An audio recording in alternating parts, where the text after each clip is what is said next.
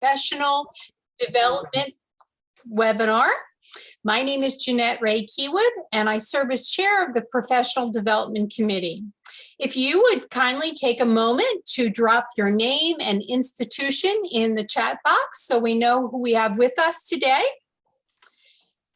Our presentation is Innovative Methods to Evaluate Higher Learning by Youth. Our main presenter is Cindy Kinder, 4-H and Youth and Livestock Extension Educator with the University of Extension, Idaho Extension, and she has a team of 4 presenters that she will be introducing. Just a little bit of housekeeping before we get started. If you have any questions during the presentation, please type them into the chat box. We will have time for questions at the end of the presentation. And I'd like to also mention that this webinar is being recorded. So please encourage others that weren't able to join us to look at the webinar on our website. Without further ado, I will turn the time over to Cindy to introduce her team and get started. Excellent. Thank you, Jeanette. I am going to go ahead and share my screen. Thank you, everybody, for joining us. We also, before I share my screen, I'm going to put in the chat box a link to a poll that we'd like you guys to fill out. We have some questions that we just kind of want to know what the feeling is of our group and how they view evaluations. So I'm going to go ahead and get started here. Maybe. There.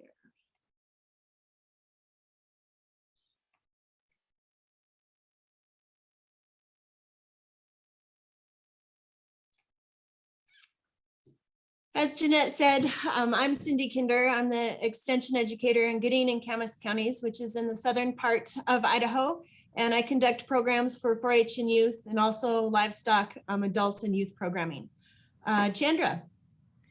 Hi, I'm Chandra Vaughan. I'm the associate extension educator in Blaine County, which is located by Sun Valley, Idaho.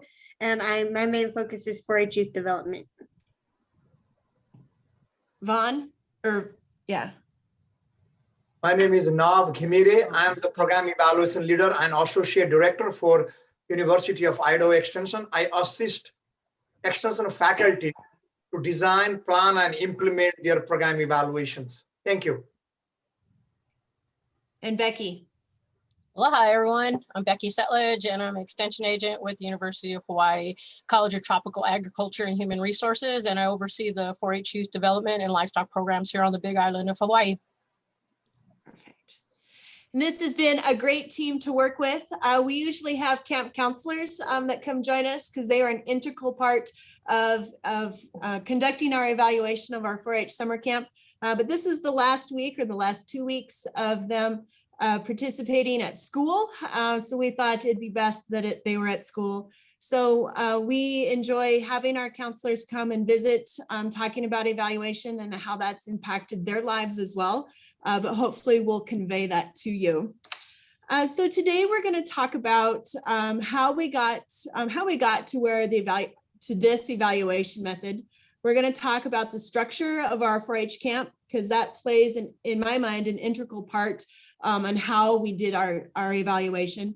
We have the workshops and then our challenge course. We're going to talk about our evaluation methods of group mapping and the TAPS strategy, which is think aloud, pair problem solving. And then we'll talk a little bit about our evaluator selection and talk about our rubrics. And then Nav is going to talk to us about the data analysis and the results of our 4-H camp. And then the other thing that I think is important as ESP members, because some of you may be conducting 4-H camps, but some of you may not be conducting a traditional 3 or 4 day overnight camp.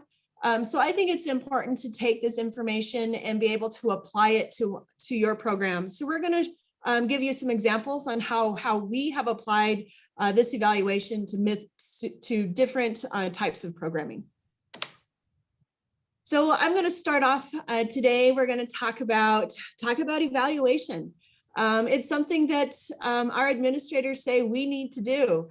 And I'm a 20-year veteran or a 22-year veteran in extension.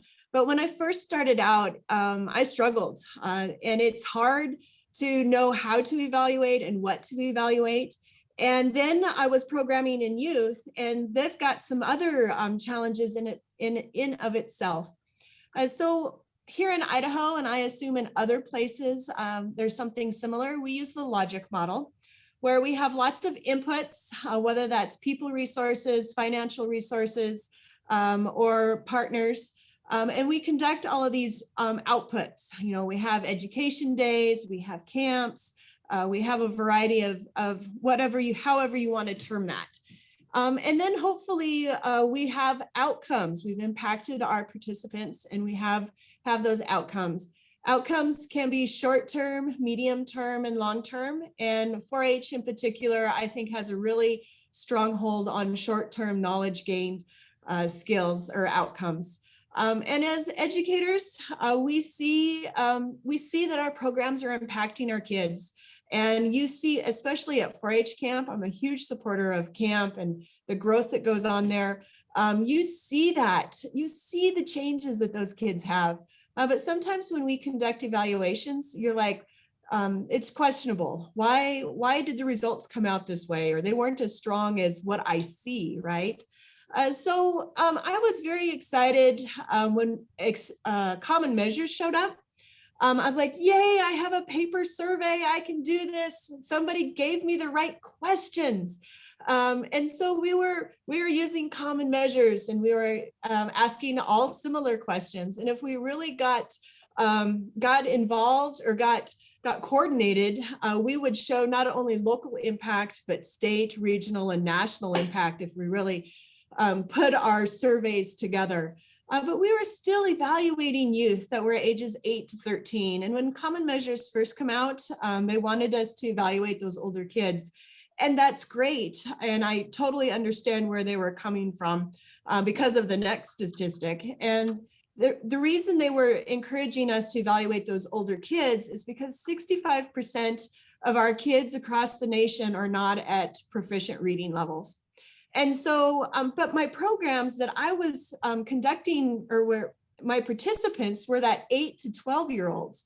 They were the kids that were excited. They were engaging in camp and learning all of this stuff. And I was like, how do we evaluate that? Because that's where I see the growth, and that's where I see the change in kids. So we were looking at a couple different things. The other thing that besides our kids were not proficient at reading levels, and that's the struggle that you have with a paper survey like that. And they suggested in some of the methods, we were like, oh, we'll just read the questions to the kids. Well, okay, so you can read the questions to the kids, but again, they're not understanding some of the jargon or some of the words. And also, if you have kids that are like, I have my own personal kid in my own home, they just give you the socially acceptable answer. Yep, that's what it is, Mom. And I get that a lot, especially in my own home. But when you're conducting programs, there are times that kids just tell you what you want to hear. And in my mind, that doesn't help the evaluation process. That doesn't help. I mean, it gives us good feeling and, oh, yes, we did great. But I really want the truth in my evaluation.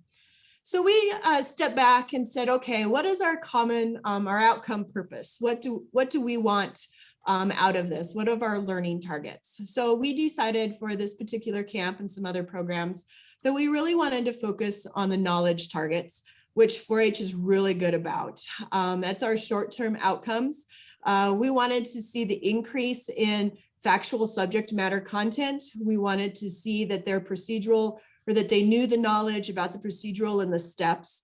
But then we also wanted to look at reasoning targets, or that higher order critical thinking skills, which in my mind moves into the medium term outcomes, which is a little harder to evaluate.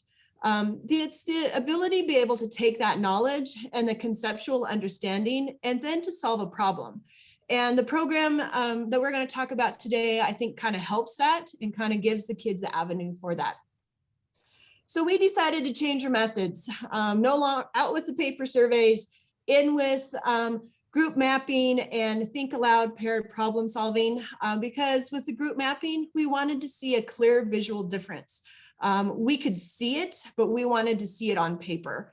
And so we were hoping that they would be able to depict and express knowledge and skill before and after their participation in our events. And then we wanted to see and hear their thought process and what they were when they were given a task to solve. So we used those two methods, group mapping and think aloud paired problem solving methods. And we're going to talk about that today. Chandra. So I'm going to give a little background on our camp. So it's a Central Idaho 4-H camp. It's located 17 miles north of Ketchum or Sun Valley, Idaho in the Sawtooth Mountains. So closest to my office. It's off the road quite a ways. It's got 13 cabins, a big lodge. It's got a couple meadows, got a big campfire area, a blacktop with some seating. So that's our camp location. And then as far as getting counselors and campers to go to camp, our counselors, we start registering those early on in the year because we hold camp counselor trainings. So that application process, we email out to past campers that are old enough, past camp counselors, ask them a few questions, why they want to be a counselor, what would their goals be if they were a counselor, that kind of thing. We get our counselors, they go through counselor training throughout the summer. And then also with the 4-H campers, their ages 8 to 12, our camp also offers a family camping. So we have younger kids at our camp as well. They fill out their camp registration form. So that's how we get our campers and counselors at our camp. And Cindy's going to talk to you guys a little bit about our camp counselor trainings. So our camp counselor trainings, I assume are very typical to what you guys are conducting with your camp counselor trainings. We actually have 3 that we incorporate a lot of stuff in. And so like the first one, we talk about first aid and ages and stages and protecting minors and those types of things. But in the particular, our second training, our counselors, we decided the year we were conducting our evaluation that we wanted to teach them about video production with their technology. And because there's a lot of TikTok, there's a lot of YouTube channels. We thought we wanted to give our counselors some of that technology skill to help them not only in 4-H, outside of 4-H. And so we were teaching them, we had Jason Thomas, extension educator here in our state, talking to the kids about how they create a script, how you focus in on photos or draw back on photos. I'm just trying to give them the technology video production skill. And then we were also teaching our kids about the TAPS program. And Nav and Chandra and I were talking with the kids and giving them examples on how to use the TAPS method. They are a very critical part in our evaluation piece. And so we needed them to be able to not give the kids the answers, but to be able to pull the answers out of the kids as they were conducting the evaluation. So you'll get to see that part. And then our other traditional part of camp counselors is talking about cabins and small and large group assemblies, flag lowerings and all that type of stuff that we all enjoy at 4-H camp. And now I'm going to turn it back over to Chandra.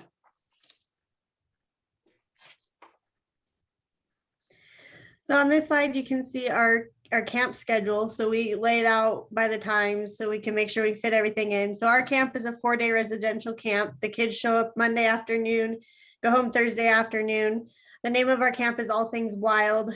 We have a natural resources theme.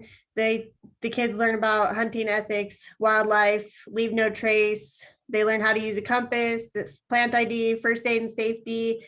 They learn animal calls. So it's all wildlife, outdoor-based camp themes. All of our programming workshops, our leaders that we have, our volunteers that we have come teach, they all hands-on workshops that the kids do. So a little bit on the schedule. Monday, counselors and staff arrive early so we can get everything set up. Campers start checking in. We do get to know you games. Counselors, get their kids comfortable with the camp, show them around the camp. And then we always do flag ceremonies at camp, morning and evening. That's a big part of 4-H camp. We have our campfires in the evenings. and then lights out. But I wanted to mainly focus on our evaluation pieces and how we fit them into the camp schedule.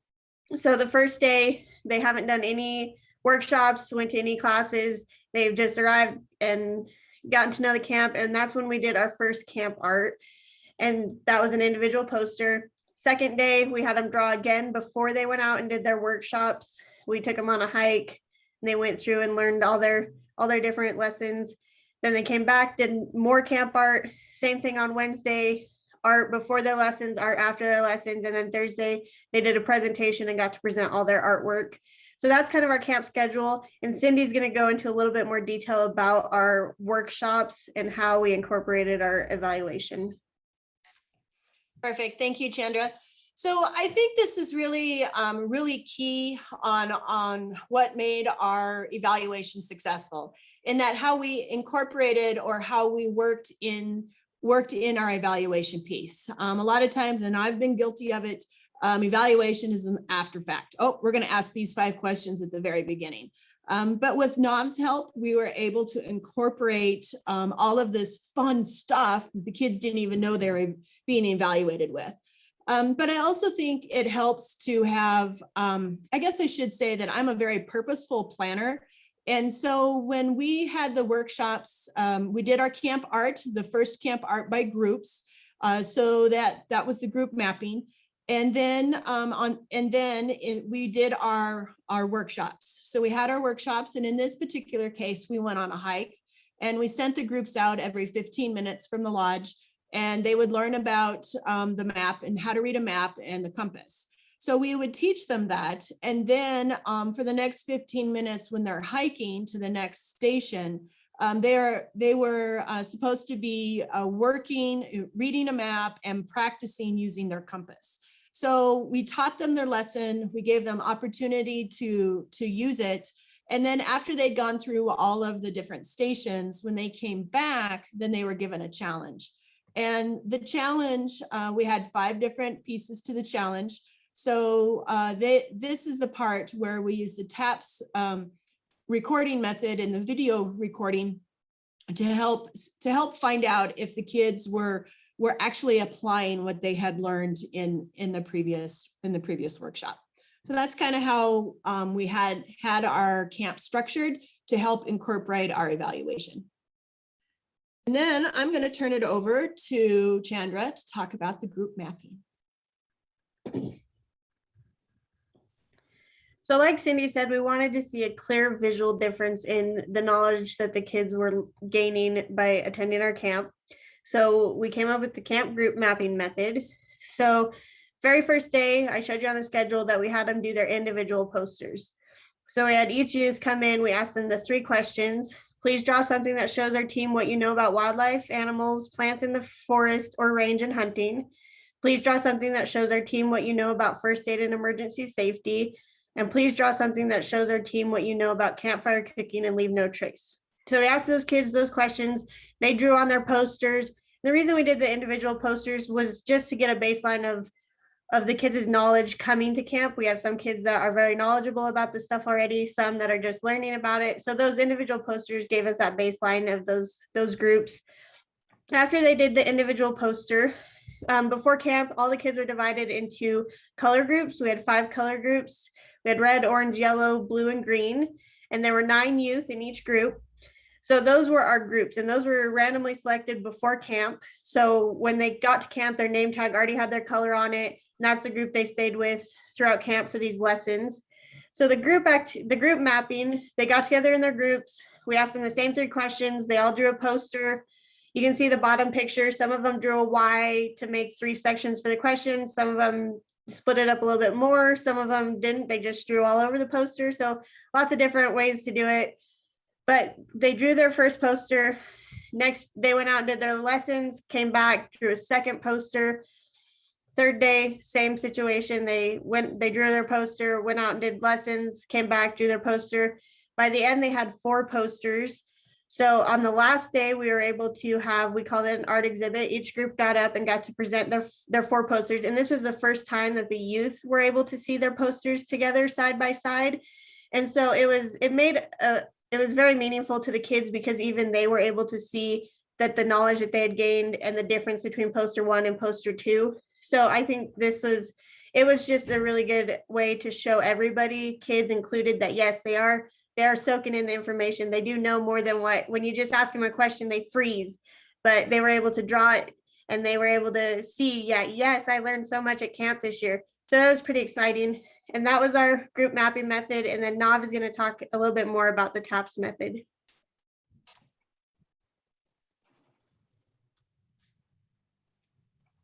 Thank you, Chandra. We have that group mapping method, and most of the time we see that as a non-verbal cues. So people go and draw their map about what they learned. But oftentimes there is no opportunity, only by the group mapping, that we can see their verbal cues, their reasoning, and their way of making decisions, or how they're going to solve the problem. So this is the reason, as a team, we adopted a triangulation method in the methodology part. So we added this TAPS method. And in this TAPS method, we had 2 people. One was the counselor, who was working as a listener and metacognitive prompter, asking questions to the campers. And the campers was a problem solver. They were answering the question, what they were thinking about, and what they understood, why they understood, and how they are going to solve the problem.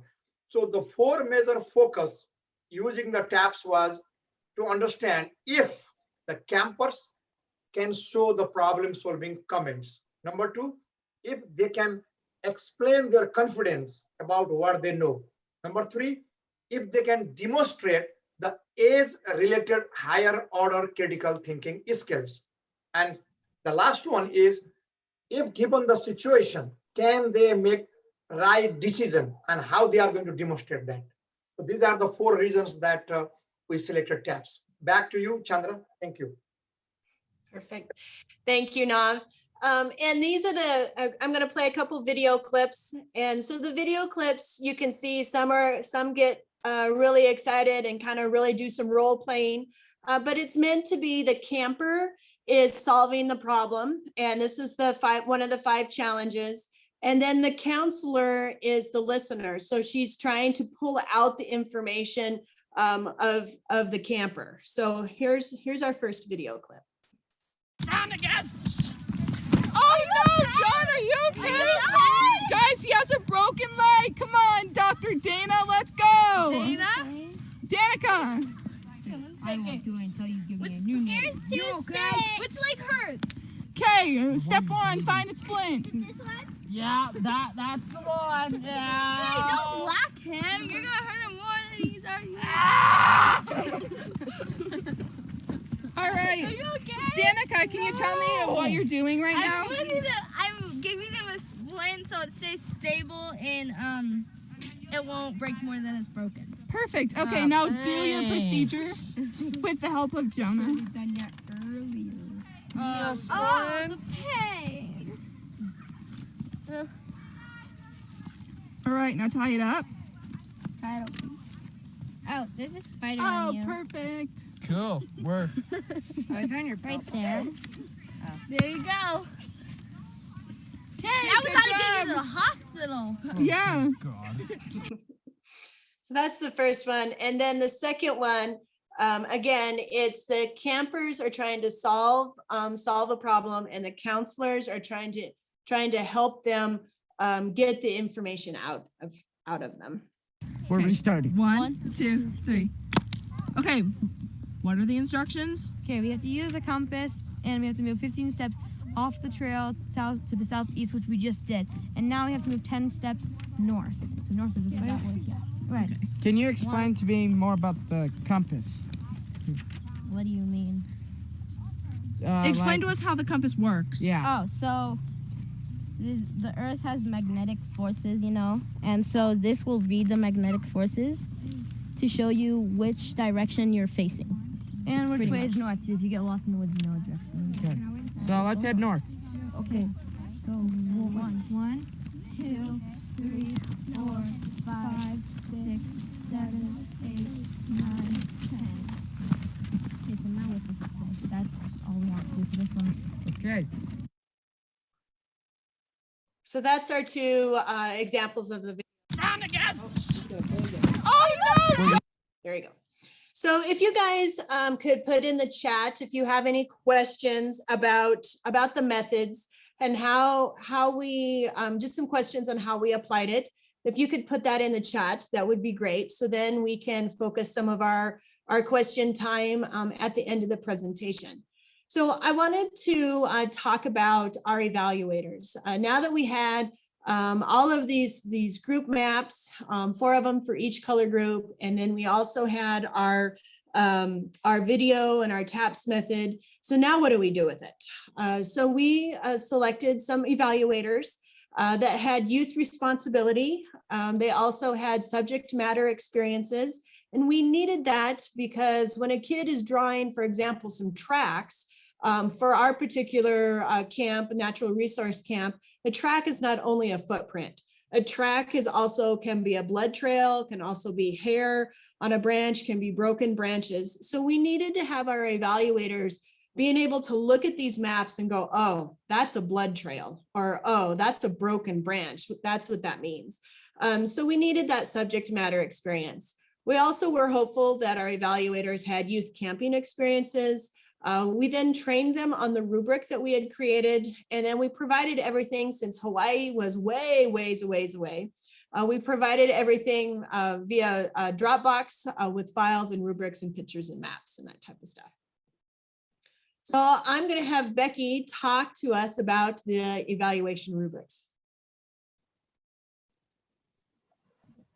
Okay, so looking at the poster rubric as an evaluator, I was evaluating posters on 3 major questions: what the teams knew about wildlife, animals, plants in the forest or range, and hunting, then what they knew about first aid and emergency safety, and lastly, what they knew about campfire cooking and leave no trace. And as you look below each of the 3 major questions, which on this slide, you only see 1 question, but you'll see that the major question is broken down into sub-questions. So for example, as you look at the rubric on this slide, you can see that question number 1 had 3 sets of sub-questions to evaluate what youth learned about wildlife, animals. So there were 5 questions. Plants in the forest or range, which had 5 questions, and then hunting, which had 2 questions. So based on what was drawn on the poster, each of the 4 posters were given a score between 0 and 10, which basically reflected if the youth had these different components in their poster. So either not at all or completely. So for the first set of questions under question number 1, I was looking to see if the campers had learned or knew about wildlife, animals. So in the poster, did the campers draw wild animals? Did they show different types of wild animals? Did they show different types of wildlife tracks or hair, blood, broken branches, footprints, and so on?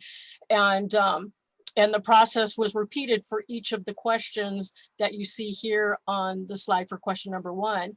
Then as we move on to the next slide, you can see the same sort of pattern to the rubric for questions number 2 and number 3. Then I was asked to also evaluate the set of posters overall on whether the posters showed the relationship among wildlife, plants, hunting, fire science, safety, and emergency survival, and overall if the set of posters reflected changes in the campers' knowledge, again, giving an overall score between 0 and 10. Okay, back to you, Cindy. Thank you, Becky. So I'm going to talk about the TAPS rubric, and again, it was patterned very similar to the group mapping photo or group mapping rubric. If you look at the scale, we had the scale of 0, not at all, to 10 as completely shows that, and we had our questions that were based on. We set those questions up because we knew what the speakers were talking about. So we wanted to make sure that the topics were addressed in that. So that's how the questions got to be specific. The other thing with this particular TAPS rubric is we talked about, does the camper show confidence in explaining?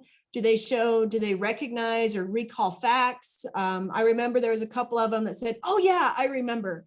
And so that in that video, so that way we could show, or they were showing or expressing with hand motions and verbally what they had learned or what they were remembering. The other questions: does the camper use information correct in the correct context?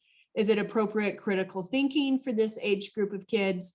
Does the camper indicate age appropriate problem solving? And then at the very last one is overall, does the poster, so we looked at poster 4 and the TAPS videos, and does that reflect what the group knowledge and what they learned? And so our evaluator did all that evaluation. The other thing too, and I can't remember if we talked about this, is how many videos we had. So we encouraged in our counselor trainings, we wanted our videos to be little snippets. So little snippets of, anywhere from 30 to 40 seconds of what is the kid talking when you're trying to really, what is the kid saying and what is his reasoning when you're trying to particularly solve that issue.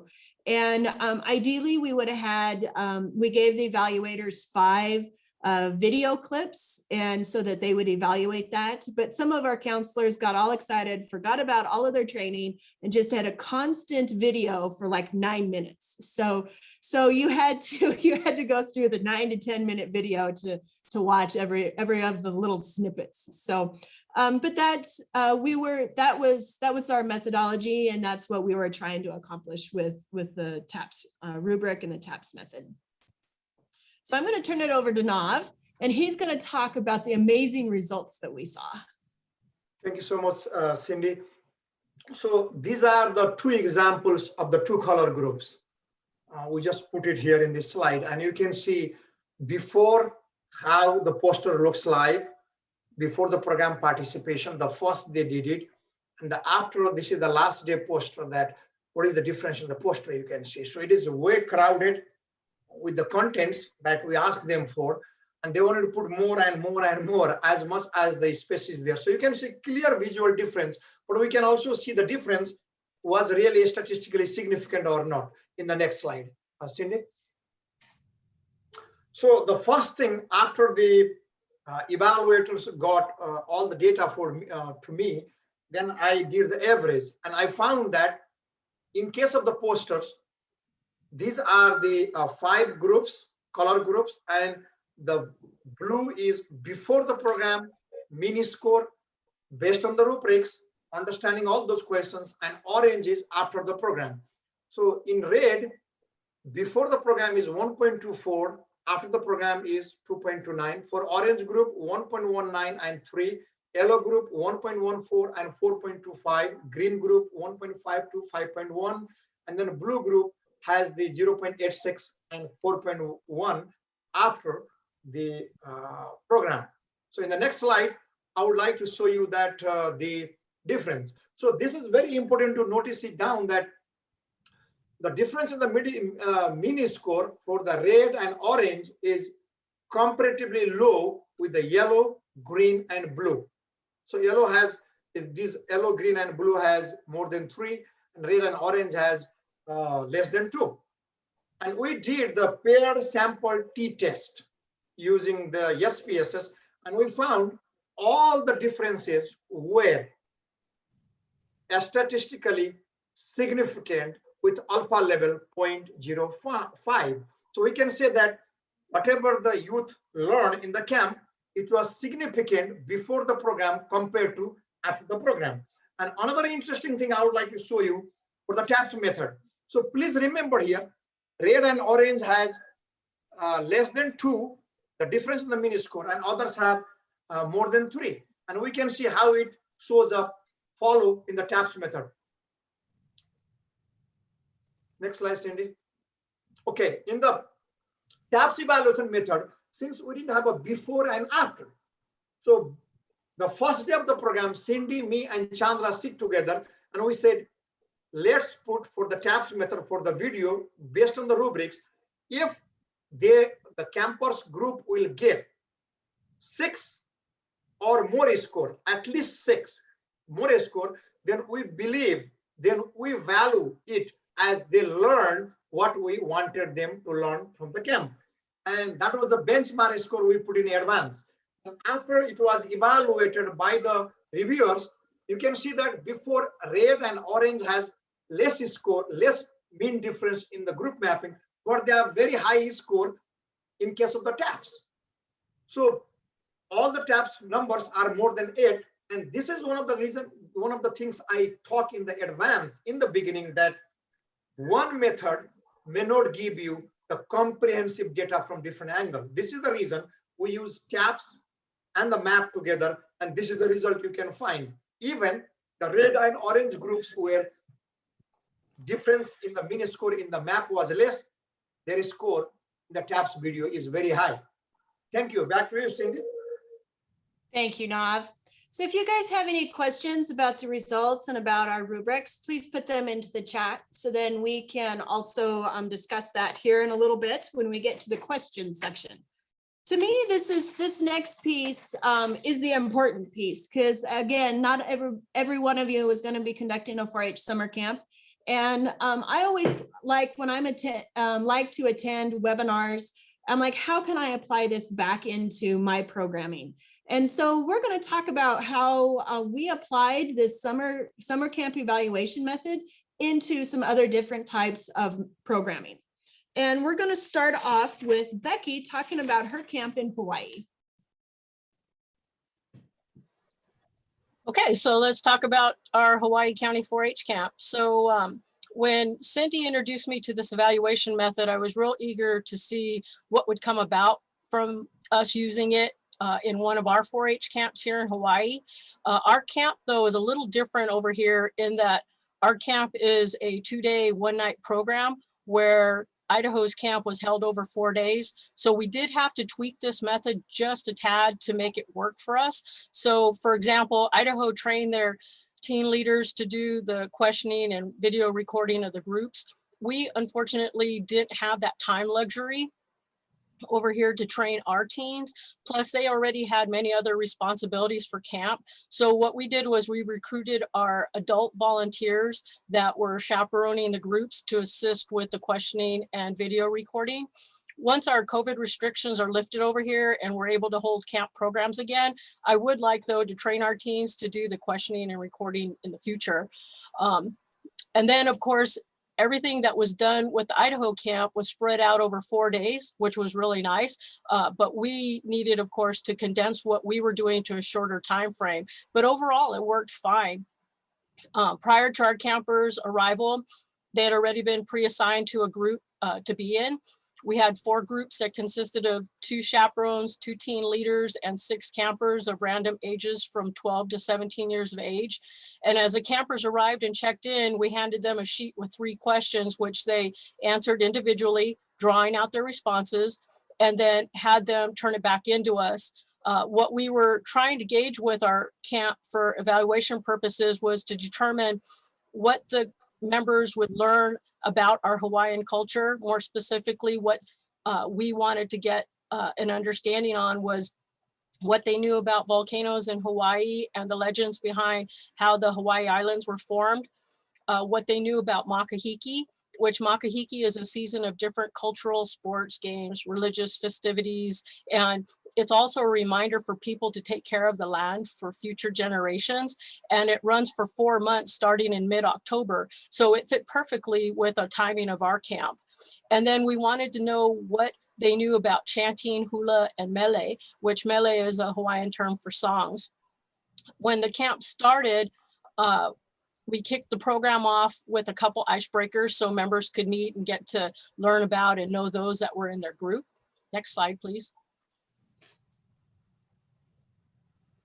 And then before moving on with the program, each group was handed a large poster sheet of paper, and they were asked to separate it into 3 areas.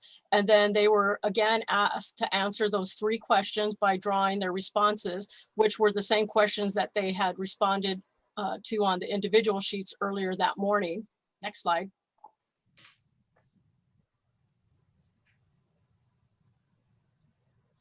Okay, so then once these posters were made, we moved into having the members rotate through several workshops throughout the day. In each workshop, the campers had a short lecture, which was led by the teen leaders and then followed up with hands-on activities. Plus, campers had an opportunity to practice and show off what they had learned before moving on to the next workshop.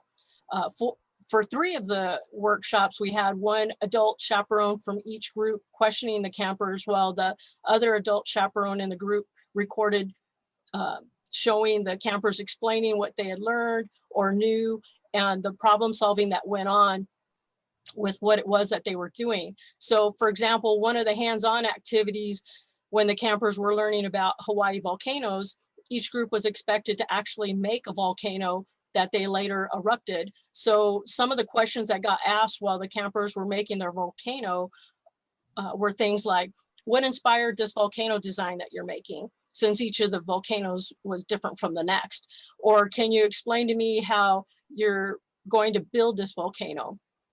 For Makahiki, some of the questions that got asked were, how are you going to determine which person in your group participates in which Makahiki event? Or can you explain the strategies that you're planning to use to defeat your opponent?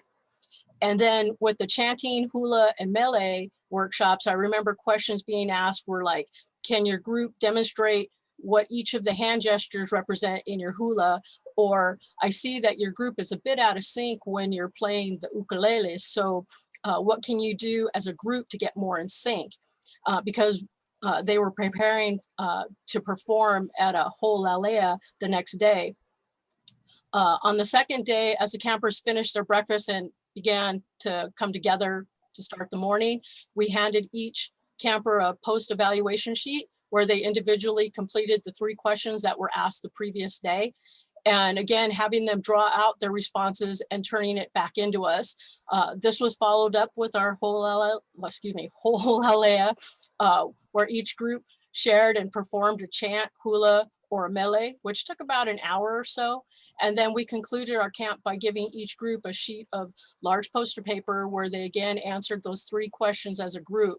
And from what we saw before sending the evaluations to Idaho, we felt really good about what it was that we saw in the evaluations from the first day the campers completed them to the following day. And because of these results, we're really looking forward to replicating this evaluation method next with our livestock program. One of the last comments that I like to make that kind of surprised me was that our campers really loved doing the drawings, which I had expected the older kids not to really get into too much, but they did. But wondering if maybe that might have been something to do with the mixed age groups. Yeah, I don't really know, but anyway, so that's kind of how we applied the evaluation method to our camp here in Hawaii. Okay, back to you, Cindy. Perfect. Thank you, Becky. I'm going to talk a little bit about how we applied this method to our livestock program. So in our livestock program, we have fair, and yay, we've been able to have fair every year. So that's a good thing for us. We weren't totally shut down. We had to have some different methods for 2020, but that's okay. We survived it. So at fair, we have our showmanship classes. So we had 100% participation for kids that were going to complete that particular project. So at our fair, we have each day there's the species shows. So we had sheep and goats for the first day, and then we had pigs the next day and beef the next day. And so we evaluated those kids in those programs. We grouped the members by years of participation. So first, second, and third year participation, 4th, 5th, 6th year, and then 7th year and up. So we had 3 groups of kids. So it was by participation, not necessarily by age. So because I know I had a couple senior members that were in the intermediate or in the middle, because they hadn't started their first or second year typically of 4-H. So they started later, I guess. So then we gave them 7 to 5 minutes to draw the questions. And this time we had 4 questions. And those 4 questions were based on the topics that we have here in Idaho. We have our kids participate and conduct Idaho, the animal science lesson plans. So they're pre-developed lessons that a 4-H leader can use and take and provide for education at their club work. So I wanted to kind of measure the youth that were enrolled for that year. And so we ask them the 4 questions. Please draw something that shows your team shows us what you know about animal feeds and nutrition. Please show what you know about animal health, medicines, giving injections. Please show what you know about animal selection, growth, and meat carcass quality. And then also show what you know about livestock equipment, handling, and identification. So we did this at FAIR at the end of the year. So we have a great set of information and posters about that. But what I didn't do, because I was so focused on summer camp, was that I should have done this at the beginning in March or in February when the year kind of kicks off. So I don't have a beginning and an end for this particular year, but I'm going to have a beginning, and then hopefully we'll do an evaluation this summer to kind of help have a kind of gauge how kids are going, how they changed from group 1 to group 2 to group 3 is what I'm hoping. So that's kind of how, and Becky and I have been talking for a long time. How do we evaluate our livestock programs? And I think we kind of have something here that's going to help us with that. And if you look at my 2 pictures, and this talks back to what Becky was talking about, her older kids really engaged in drawing. My older kids were not engaged in drawing. So the older kids, that's the lower poster here, the lower right-hand poster. And when you talk about identification, well, tags identify everything. So or they were all worried about their fat steer and their skinny steer, and they didn't, they were all focused on how the quality of their drawing was, and not just that they had a drawing on there. Whereas if you look at the younger members, they had all sorts of stuff that they filled their poster with. So just because they're not worried about the quality of the photo, and you kind of get that. We feed off of that with the group mapping, because what do we do when we sit down for restaurants? We draw on the placemat, you know, where's the crayons, where's this and that. And so we're using a youth development, or using a piece that kids naturally, younger kids naturally do. Chandra, I think, is going to talk to us about a food science program. So this is a food science program. It was held once a month. There was 8 series. It was for students K through 6th grade, so a pretty big age group. And these lessons were on food products produced in Idaho. And then there was also a science lesson related to that product with each 2. These were 2-hour lessons. So an example would be potatoes was the food. The science behind it was reactions, you know, why is the potato turn brown, that kind of thing. So they would show up, they were each given a book. So before they'd start, they would draw, they were asked 3 questions, which are up in the corner. Please draw something that shows our team what you know about blank and blank. Please draw something that shows our team what you know about blank, and please draw something that shows our team what you know about blank. And these are blanks because, like I said, each month was a different lesson plan. So they just adapted the questions to fit that lesson. So they were asked those questions, they drew in the book, then they spent 2 hours applying and learning. And then at the end of the lesson, they drew a second picture. So just 2 pictures, short 2-hour lessons. So it was this group mapping is able to adapt to lots of different programs, overnighters, day camps, 2-hour lessons, things like that. So that's kind of what we wanted to show you with these 3 different programs that we just talked about. Thank you, Chandra. We're going to open it up for questions.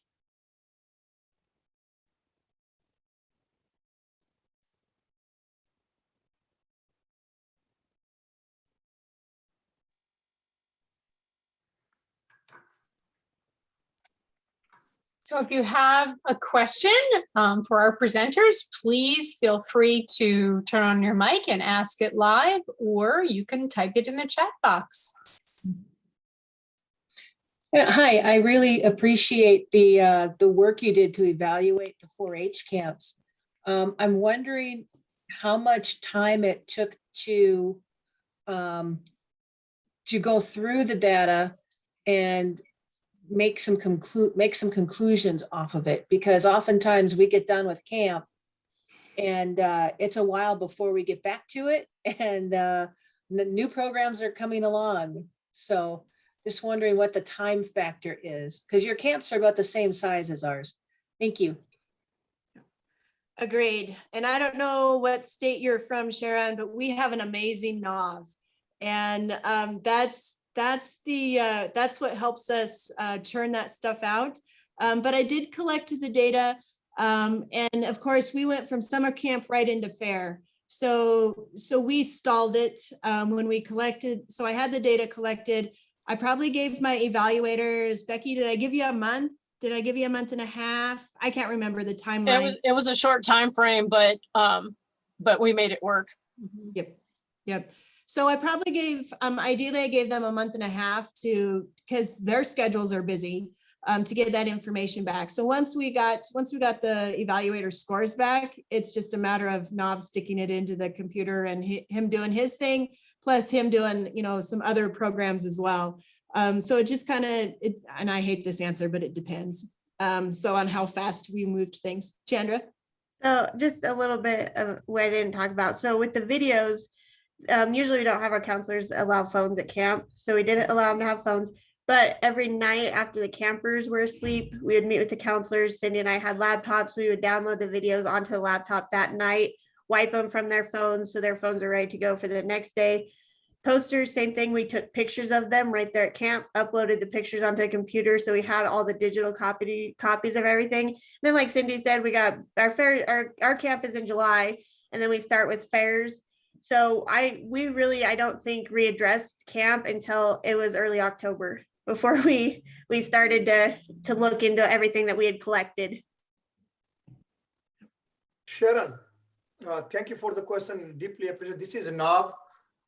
The challenge is how to implement the evaluation process during the camp. So we have campers, and then Cindy and Chandra as a team was ready. So I was there too during the camp to see how the process is implemented. And we put maybe at least 1.5 months before the camp preparing for this, not every day, but I think every week we're talking about it. We're in the Zoom, and then I went twice to Cindy's office. And I also went to the campus training, the counselors training. So that part is one more important thing is, if you have a good team of counselors and you are ready to do it, you can implement it. Once you implement it, then data analysis is not a big deal, because finding reviewers and coaching them or educating them what we really are doing and what the program is and what we want them to do as an evaluator of just posters and tabs video, that takes some time. Otherwise, once the data is in, we can just move on right away and start writing, preparing papers, starting presentations. That's how it worked. Thank you. Back to you. Thank you very much. Other questions? Feel free to unmute yourself. I have some questions about the evaluation method. This is really amazing. I thank you for sharing this. My name is Sarah Yuan. I'm also from Hawaii. Hi, Becky.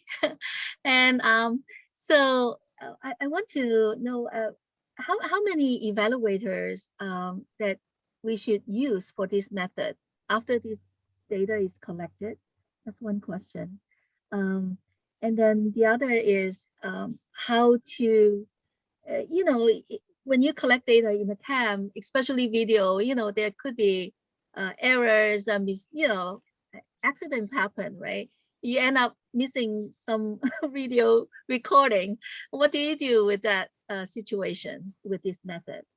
And the third question I want to ask is, have you also done some regular traditional evaluation, before and after, using questionnaire? Have you done that, and how would that, how did that compare with this new method?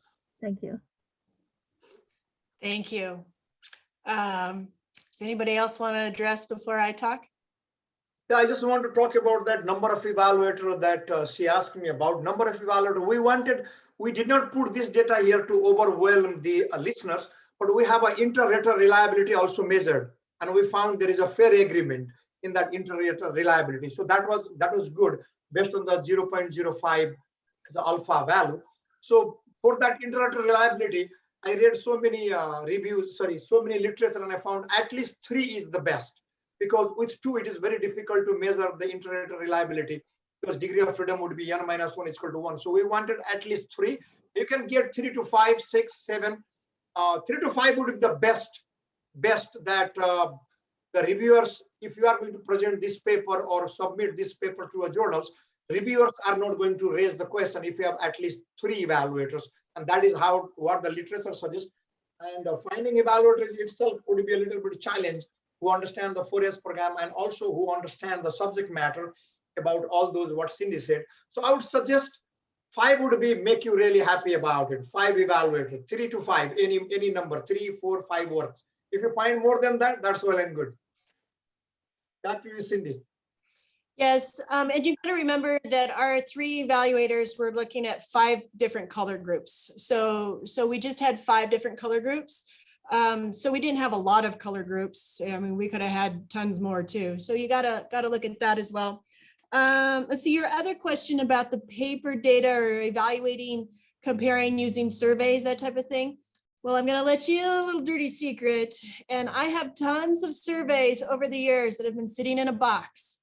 And after this, Nav and I are going to compare what the surveys said to how this looked. So in the next year and a half, 2 years, well, we got to get this journal article done first about this method, but we're going to be comparing paper surveys for sure. I'm a firm believer. I see the kids are showing what they know and what they learn. And so hopefully the paper is going to show us that as well. Yeah, I want to add one more thing, that a couple of things that brought us to do this.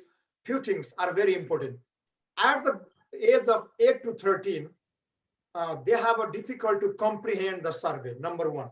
Number 2, it is often, I have seen, I was an agriculture agent and I also did 4 years for some time in Wisconsin. I found that those age groups, either they take that survey to the mom or dad, to the volunteers, and then they tell them and to make them understand the question, the answer. And many of the times they get advice from their parents and volunteers to answer what they need to answer for the question. So that is one of the challenges that we wanted to avoid. And we took the group mapping is the reason that if you see our kids, we take them to the doctor's office, the first thing doctor's office do is hand them over something to draw, to keep them engaged. So drawing and storytelling has been a pretty, inherited practice in the American culture. So that we thought works really good. And then we did tabs because we know the technology. In this age, you can say 10 or 12 years old, they have a smartphone and then all the time they are using it. So we thought, why should not we use the technology? Because they are very excited to be in the video. They are very excited to use their videos and it will not be a problem for them. So these are the 2 reasons we selected this method. And for us, it worked really well. And also one more thing to all the colleagues who are participating here, we got so many avenues to present this. We presented this in evaluation co-op twice. We were invited by UC Davis. We have been presenting now here. We have applied our abstract to American Evaluation Association. So it gives you so many opportunities. We are planning to write, we are already prepared the paper and we're planning to publish that wherever it fits best, maybe youth journal, youth development journal. So this has been an innovative method. I have not seen anybody use that before, but there may be some people are using it or maybe better method than this. So back to you, Cindy. Thank you for the question. Thank you. I'm going to turn it over to Jeanette. Well, we want to express our appreciation to our presenters today, Cindy, Chandra, Nav, and Becky.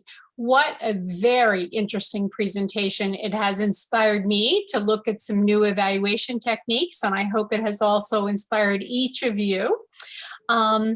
We want to just remind you that the recording will be posted on the ESP website, so you can look at that or refer others to it in the future.